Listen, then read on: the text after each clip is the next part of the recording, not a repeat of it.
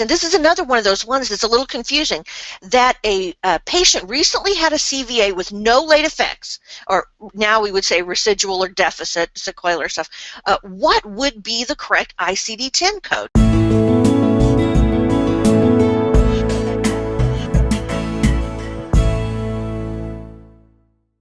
Well, I had to think about this, and quite honestly, when I went to explain this, I went off on a tangent because I love the disease process, right? No, never. You'd never go off on a tangent. And then I went back, and I looked at it again, and I thought, you know what?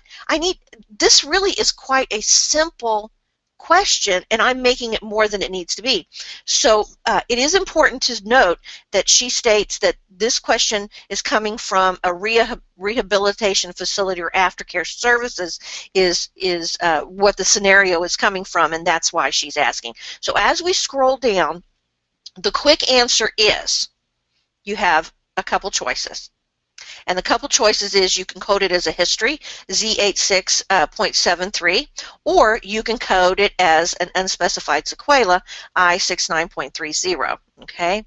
Now, the long answer. When you look at those two codes, always err on the side of caution here, but let's look at these and read them. Go back up, to the two codes, Laureen. Let's read them. Personal history, pertinent, because if something's a personal history code, they're not being treated for that code anymore, right? Now that's important to remember, that we just with breast cancer, that's something that's debated a lot. But a personal history of a TIA or a cerebral infarction, CVA, without residual deficits, okay? A personal history of prolonged reversible ischemic neurological deficit, or personal history of a stroke, not otherwise specified, without residual deficits. That's what we've got here, right? It just says that, that they have a recent CVA with no residual deficits. Right? So that's a choice. But for that to work, you cannot have any more treatment for that diagnosis. Right? Now, that doesn't mean you can't use that, and that may not be why the person was sent or is going to be staying in this facility. So what you have to ask yourself is, why are they in the facility? Are they in the facility because they had a CVA and they need therapy and so on and so forth? Well, then personal history is not a good choice, is it? Because they're getting treatment for that. Can they have a recent CVA with no deficits and still need to be in a facility?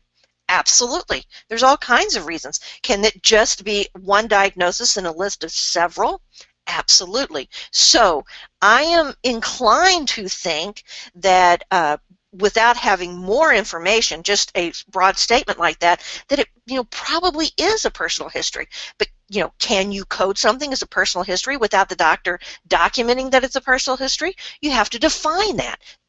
Is it defined here? Is it a personal history of a stroke, not otherwise specified, without residual deficits, or is it an unspecified sequela, late effect of a CVA, and the